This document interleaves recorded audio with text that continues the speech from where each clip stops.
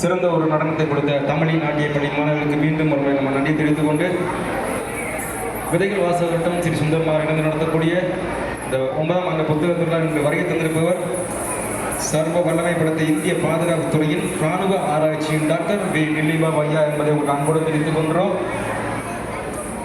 இன்னும் சற்று நேரத்தில் இன்றைய நிகழ்வுகள் சிறப்பாக நடைபெறுகின்றது. ஐயா அவர்கள்